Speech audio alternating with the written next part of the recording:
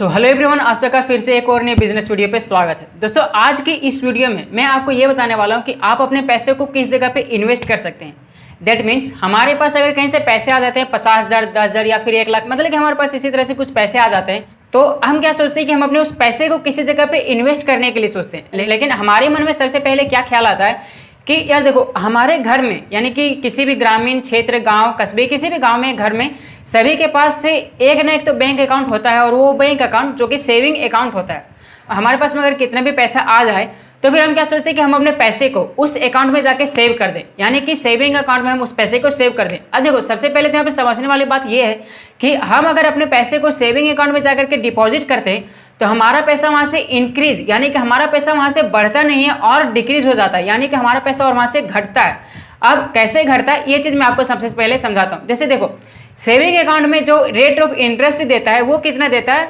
मैं आपको बताता हूं। सेविंग अकाउंट में जो इंटरेस्ट देता है वो 2 से 3% के अप्रोक्स में आपको वहां पे इंटरेस्ट दिया जाता है, जो कि आपका ईयरली इंटरेस्ट होता है, यानी कि आपका सालाना इंटरेस्ट आपको 2 से मैक्सिमम 3% तक का उसमें आपको इंटरेस्ट मिलेगा। जैसे कि मान लीजिए, अगर आपने इस साल में 10,000 रुपये अगर आपने डिपॉजिट किया अगर आपने सेविंग अकाउंट में, जैसे 10,000 रुपये अगर आपने डिपॉजिट किया सेविंग अकाउंट में, ठीक है, 10,000 रुपये अगर आपने डिपॉजिट किया अपने अगर सेविंग अकाउंट में, तो वहां से आपको अगले साल में अगर आपको कितने इंटरेस्ट मिलेगा, मात्र में 3% आपको वहां से इंटरेस्ट दिया जाएगा। जो कि 3% अगर इंटरेस्ट देगा तो फिर जो आपका 10,000 का आपको यहाँ से जो इंटरेस्ट मिलेगा 3% के अनुसार में, तो फिर आपका यहाँ पे 300 आपका हो जाएगा यहाँ पे, यानी कि आपका अगले साल में यहाँ पे 300 रुपये होगा। 10,000 का आपको 300 रुपये वहां से आपका मात्र में 300 रुपये आपका बढ़ेगा। और इन्फ्लेशन जो आपका हर साल यहाँ पे जो आपका महंगाई बढ़ रहा है वो आपका बढ़ रहा है 5 से 6% के अनुसार में आपका यहाँ पे हर साल आपका इन्फ्लेशन बढ़ता है। आप चाहें तो अगर इसे अपने गूगल में जाकर के चेक भी कर सकते हैं कि पिछले साल के अनुसार में इस साल में जो महंगाई दर बढ़ा है वो कितना बढ़ा हुआ है। मैंने चेक किया, वैसे ही मैं आपको बता रहा हूँ कि इस साल में जो महंगाई बढ़ा वो 5 से 6% के अप्रोक्स में हर साल यहाँ पे महंगाई बढ़ता है। और आपको सेविंग अकाउंट में जो आपको इंटरेस्ट दिया जाता है वो आपको मात्र में 3% ही दिया जाता है।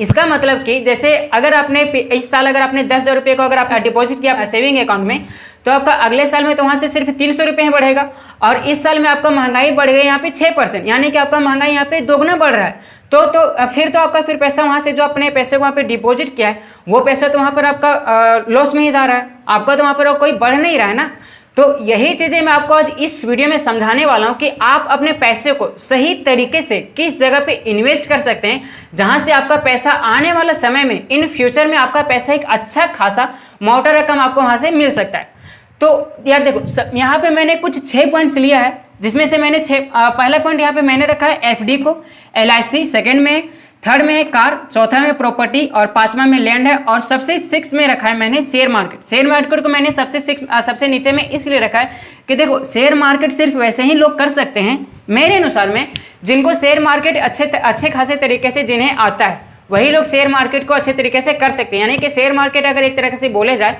तो फिर ये पूरा फुल रिस्क से भरा हुआ है शेयर मार्केट, जो कि अब देखो, सबसे पहले मैं आपको ये समझाता हूँ कि एफडी में कितना परसेंट देता है। देखो, एफडी में हर साल जो इंटरेस्ट मिलता है वो 6 से 7% के अप्रोक्स में आपको यहाँ पे इंटरेस्ट दिया जाता है। एफडी जो होता है वो 3 महीने की भी आप कर सकते हैं, 6 महीने का भी कर सकते हैं, 1 साल का भी कर सकते हैं, या फिर आप अपने 10 साल का भी, मतलब कि आप अपने इसे धीरे धीरे आप अपने अनुसार में इसे बढ़ा भी सकते हैं। अब मैं आपको ये समझाता हूँ कि जैसे मान लीजिए कि अगर मेरे पास में कहीं से पैसे, मैंने मान लीजिए कि मैंने किसी जगह पर अपने ज़मीन को बेच दिया, ठीक है, मैंने अपने किसी जगह पे ज़मीन को बेच दिया, जो कि मैंने अपनी ज़मीन को बेचा है वो बेचा है 1 लाख में ज़मीन को बेच दिया, या फिर मान लेते हैं कि 2 लाख में ज़मीन को बेच दिया, ठीक है, 2 लाख मान लेते हैं यहाँ पे, 2 लाख में मैंने किसी अपनी ज़मीन को बेच दिया। अब तो वो मेरे पास 2 लाख रुपये अब आ गए। अब मैं ये सोचूंगा कि मैं अपने उस पैसे को किस जगह पे फिक्स कर दूं ताकि मुझे आने वाले समय में मुझे एक अच्छा खासा वहां से इंटरेस्ट मिले, यानी कि पैसा तो वो मेरा वहां पे रहेगा ही, लेकिन इसी पैसे के बदौलत में मैं और पैसे वहां पे कमा सकता हूँ, ठीक है। तो मैं क्या करता हूँ कि यहाँ पे जो 2 लाख रुपए है, इस पैसे को मैं यहाँ पे जाकर के एफडी में फिक्स कर देता हूँ। एफडी देखो आपको हर बैंक में वहाँ पे मिल जाता है, ठीक है। आप किसी भी बैंक में अगर आपका अकाउंट होगा, SBI, BOI, PNB, BOB, किसी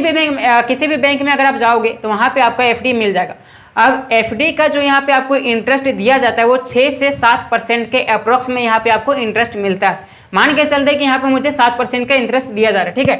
तो यहाँ पे 7% का जैसे इंटरेस्ट मिलता है, तो 2 लाख का अगर हम 7% यहाँ पर अगर निकालेंगे तो मेरा यहाँ पे निकलेगा 14,000। अब देखो 2 शून्य यहाँ पे गया, 7 दूना 14 यहाँ पे हो गया और 3 जोड़ यहाँ पर हो गया, तो मेरा एक साल में कितना बना यहाँ पे 14,000 रुपये। तो एक तो ये तरीका हो गया। और फिर जैसे कि मेरे पास अगर 2 लाख रुपये आ गए हैं, तो फिर मैं सोचता हूँ कि मुझे अगले साल में इस पैसे का मुझे कहीं पे जरूरत पड़ेगा, तो मैं एक साल रख करके मैं अपने इस 2 लाख रुपये को मैं तो इसे और कहीं लॉस में नहीं रख दूंगा। एक चीज़ आप ध्यान रखिए कि पैसा रखे रखे लॉस में ही जाता है। उस पैसे को अगर आप कहीं पे इन्वेस्ट करोगे तो ही वो आपका पैसा वहाँ से एक अच्छा खासा प्रॉफिट वहाँ पे आपको दिया जाता है। तो मैं ये सोच करके चलता हूँ कि आने वाले समय में मुझे इस पैसे के कहीं पे जरूरत पड़ेगा, यानी कि 1 साल बाद, तो 1 साल के लिए मैं अपनी इस पैसे को एफडी में जाकर के मैं वहाँ पे इसे फिक्स कर देता हूँ, जो कि मुझे आने वाले 1 साल में मुझे यहाँ पे 14,000 रुपये इंटरेस्ट मिलेगा। और अगर यही पैसे को अगर आप अपने सेविंग अकाउंट में डालते हैं 2 लाख रुपये को, तो 2 लाख का यहाँ पर अगर हम निकालते हैं, 2 लाख का अगर मैं यहाँ पे 3% निकाल लेता हूँ, तो 0 से जिधर रह गया और 3 जो इधर बता, 3 दूना 6,000, मेरा तो यहाँ पे सिर्फ 6,000 रुपये में बढ़ा। और वही पैसों का अगर मैं एफडी में जाकर के फिक्स कर दूंगा तो मुझे वो 1 साल में 14,000 रुपये मिला, यानी कि सीधा 8,000 का यहाँ पे आपको डिफरेंस देखने को मिल रहा है। समझे? तो आपको अपने पैसे को सीधा कहीं पे सेविंग अकाउंट में ना सेविंग अकाउंट में जमा कीजिए, लेकिन कि सिर्फ उतना ही जमा कीजिए जैसे कि मान लीजिए कि मतलब कि किसी काम के लिए मुझे उस पैसे को हमेशा लेन देन करते रहना पड़ता है, कुछ निकाल बाहर करते रहना पड़ता है, तो आप उतना ही पैसे को वहाँ पे आप अपने सेविंग अकाउंट में रखिए कि ताकि मुझे उस पैसे की कहीं पे जरूरत पड़ सकती है। और अगर आपके पास पैसा ज़्यादा है तो आप अपने उस पैसे को एफडी में फिक्स कर दीजिए। और अगर आप अपने उस पैसे से किसी और जगह पर ज़मीन ले सकते हैं, किसी और चीज़ में आप अपने उस पैसे को इन्वेस्ट कर सकते हैं। तो पहला पॉइंट तो ये हो गया एफडी। अब दूसरा आ जाता है यहाँ पे एलआईसी। अब देखो एलआईसी का नाम सुनते हैं ना, किसी किसी का मतलब जो कोई लोग वैसे होते हैं जो कि अनपढ़ गवार टाइप के जो होते हैं, उनके मन में ऐसे ये ख्याल आएगा कि एलआईसी एक बहुत मतलब घटिया चीज़ है। ठीक है,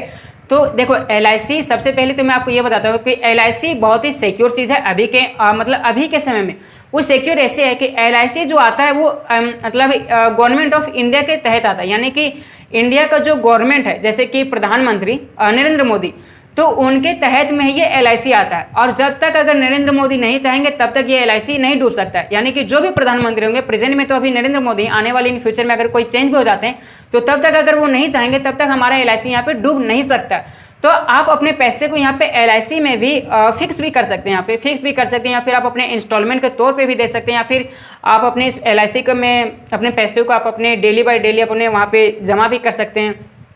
ठीक है, तो आपको एलआईसी में मतलब कोई किसी एजेंट को पकड़ना है, मतलब कोई अच्छा एजेंट, यानी कि मतलब धोखाधड़ी वाला किसी अच्छे एजेंट को पकड़ना है एलआईसी में, फिर आपको अपने उस पैसे को वहाँ पे डिपॉजिट कर देना है, जो कि आपको आने वाले इन फ्यूचर में यहाँ पे आपको एक अच्छा खासा रिटर्न भी मिल सकता है। और सबसे बड़ी बात तो यहाँ पे ये है कि इसमें से आपको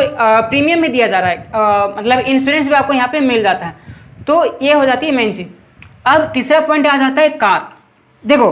कार की बात करते हैं तो हमारे मन में तो ये ख्याल आएगा ना कि हमारे से अगर मतलब हमारे पास अगर कहीं से पैसे आ जाते हैं 5 लाख 10 लाख, मतलब किसी तरह से अगर हमारे पास इतने पैसे आ गए हैं तो हम सोचते हैं कि हम अपने किसी जाकर को कार को ले लें। कार को लीजिए, लेकिन कि वैसे ही कार को लीजिए जो कि आपका उसी कार के बदौलत आप वहाँ से अच्छे खासे पैसे भी कमा सकते हो। और अगर आप मतलब किसी ऐसे कार को ले लेते हैं जो कि मतलब काफ़ी थोड़ी लग्जरी टाइप की कार होती है, जैसे देखो मिडिल क्लास की जो फैमिली होती है ना, वो सोचते हैं कि मैं ऑल्टो या फिर मारुति सुजुकी डिज़ायर वगैरह इस तरह से कार ले लेते हैं। कार लीजिए, लेकिन वैसा ही कार लीजिए जिसके बदौलत में आप उसी कार से पैसे अच्छे खासे कमा सकते हैं। तो आपको वैसा कार को लेना है कि मतलब किसी कार को आप लेकर के रेंट में उसे आप दे सकते हैं, उसके बदले में वहाँ से जो पैसा आता है आप उससे भी अपने कमाई कर सकते हैं। तो तीसरा पॉइंट तो ये हो गया कार। अब चौथा पॉइंट की बात कर लेते हैं प्रॉपर्टी। प्रॉपर्टी क्या होता है, जैसे कि प्रॉपर्टी मान लीजिए कि किसी आप बंगला या फिर हाउस फ्लैट वगैरह आप ले सकते हैं। फ्लैट लेकर के आप उसे रेंट पे भी दे सकते हैं, रेंट भी लगा सकते हैं, या फिर आप अपने उस फ्लैट को लेकर के उसे आप सेल भी कर सकते हैं। तो अगर आप किसी आप प्रॉपर्टी को अगर आप आज लिए 2 लाख रुपए में, तो प्रॉपर्टी और लैंड यानी कि प्रॉपर्टी और जमीन ही सिर्फ ऐसा एक चीज़ है जो कि आपको 1 घंटे में ही आपका 1/4 वहाँ से आपका पैसा वहाँ से आपको डबल करके वो दे सकता है। बैंक भी इतना जल्दी नहीं देता है जितना जल्दी आपका प्रॉपर्टी या फिर लैंड आपका पैसा वहाँ से डबल करके देगा, बशर्ते जमीन सिर्फ सही रहना चाहिए, जमीन कोई लफड़ा फसाद वाला नहीं रहना चाहिए, तो ही आपका वो पैसा मतलब अच्छा खासा एक इंटरेस्ट वहाँ पे आपको रिटर्न दे सकता है। तो चौथा पॉइंट तो ये हो गया प्रॉपर्टी। और प्रॉपर्टी जब भी आपको लेना है तो सबसे पहले वहाँ का आपको अगल बगल का जो माहौल होगा तो आपको माहौल देख करके लेना है, वहाँ का मार्केट एरिया कैसा है, साइड सरफेस कैसा है, इस तरीके से आपको प्रॉपर्टी वहाँ पे देख करके लेना है। और पाँचवा अगर बात कर लेते हैं तो वो आ जाता है हमारा लैंड। देखो लैंड क्या होता है कि ज़मीन। अब ज़मीन आपको एक ऐसे जगह पे लेना है जहाँ के मतलब थोड़ा मार्केट एरिया जा रहा हो, जहाँ का थोड़ा वातावरण सही हो, कुछ मार्केट टाइप पे हो, जहाँ पे मुझे मतलब इन फ्यूचर में किसी वहाँ पे शॉप, सुपर मार्केट, मॉल वगैरह वहाँ पे ओपनिंग हो सकता है। तो आपको वैसे जगह पे जा करके आपको अपने पैसे को वहाँ पे आपको इन्वेस्ट करना है, तो आप फिर आप अपने उस पैसे को अच्छे तरीके से वहाँ पर कमा सकते हैं। छठा बात कर लेते हैं शेयर मार्केट। शेयर मार्केट क्या होता है? देखो शेयर मार्केट क्या है, शेयर मार्केट एक तरह से अगर बोलें तो ये सिर्फ जुआ है। मतलब अधिकतर लोग यही सोचते हैं कि शेयर मार्केट एक जुआ है, बशर्ते मैं कहता हूं कि शेयर मार्केट एक जुआ नहीं है, बल्कि शेयर मार्केट एक ऐसा चीज़ है जो कि अगर आप अपने पैसे को अभी लगाते हो, अगर आप अपने किसी शेयर को खरीदते हो अभी और उसे अगर 1 घंटा बाद बेचते हो तो आपका पैसा वहाँ से वो डबल करके दे सकता है, सिर्फ 1 घंटे में ही। देखो आपको क्या होता है, जैसे कि बहुत बड़ी बड़ी कंपनियाँ जो होती है, जैसे कि फ्लिपकार्ट, रिलैक्सो, मतलब बहुत तरह की कंपनियां होती है जो कि शेयर मार्केट में वहाँ पे लिस्टेड की गई होती है। अब हम क्या करते हैं कि शेयर मार्केट का बहुत सारे एप्लीकेशन आता है, ग्रो एप्लीकेशन आता है, एंजल ब्रोकिंग है, मतलब बहुत तरह के इस तरह के एप्लीकेशन भी आते हैं। तो आपको एक शेयर को खरीद लेना है, मतलब मैं आपको सिर्फ तरीका बता रहा हूँ। एक शेयर को आपको खरीदना है, जिस शेयर का, जैसे मान लीजिए कि ये एक शेयर का टुकड़ा है, ठीक है, ये एक शेयर का टुकड़ा है जिसका प्राइस यहाँ पे 100 रुपये है। तो मैंने इस शेयर को अभी जाकर के खरीद लिया और शेयर को मैंने अभी खरीदा है 100 रुपये में। अब मैं इसे खरीदूंगा इंट्राडे ट्रेडिंग में। डिलीवरी ट्रेडिंग में क्या होता है कि डिलीवरी में अगर आप अभी खरीदोगे तो आप उसे मनचाहा में आप उसे बेच सकते हैं, यानी कि आपका वो 2 दिन में बेच सकते हो, 1 साल में बेच सकते हो, 3 महीने में बेच सकते हो, या फिर आप अपने किसी भी तरीके से आप अपने इसे बेच सकते हो। अब इंट्राडे ट्रेडिंग में अगर आप अपने शेयर को खरीदते हैं, जैसे कि मैंने इस शेयर को खरीदा है इंट्राडे ट्रेडिंग में, इंट्राडे ट्रेडिंग में मैंने शेयर को खरीद लिया जिसका प्राइस अभी 100 रुपये चल रहा है। और फिर मैं क्या देखता हूँ कि 1 घंटे बाद में इस शेयर का दाम कितना है, और अगर इस शेयर का दाम 100 रुपये से अगर बढ़ रहा है, 200 रुपये हो गया, 300 रुपये हो गया, 150 रुपये बढ़ गया, तो फिर मैं क्या करता हूँ कि मुझे फिर आने वाले 1 घंटे में मुझे थोड़े पैसे की ज़रूरत पड़ जाती है, तो फिर मैं इस शेयर को जाकर के वहाँ पर उसे बेच देता हूँ, जहाँ से मुझे 50 रुपये का या फिर 100 रुपये का या फिर 200 रुपये, मतलब कि जितना भी पैसा वहाँ से मुझे बढ़ता है उतने पैसे से मैं वहाँ पे एक अच्छा खासा रिटर्न पा सकता हूँ। शेयर मार्केट के बारे में अगर आप अच्छे तरीके से जानना चाहते हैं तो आप मुझे कमेंट करके बताइएगा कि आपको शेयर मार्केट के बारे में एक अच्छी पूरी सीरीज चाहिए, तो मैं उसके बारे में एक अच्छी पूरी वीडियो लेकर आऊँगा। और अभी के लिए तो फिलहाल इतना ही, 6 पॉइंट्स ही मैंने जो कि आपको भी बता दिया। और अगर आपको ये वीडियो पसंद आएगा तो वीडियो को लाइक कीजिएगा, और चैनल पर अगर आप हमारे पहली बार आए होगे तो चैनल को सब्सक्राइब भी कीजिएगा। मैं मिलता हूँ आपसे नेक्स्ट वीडियो में, तब तक के लिए जय हिंद।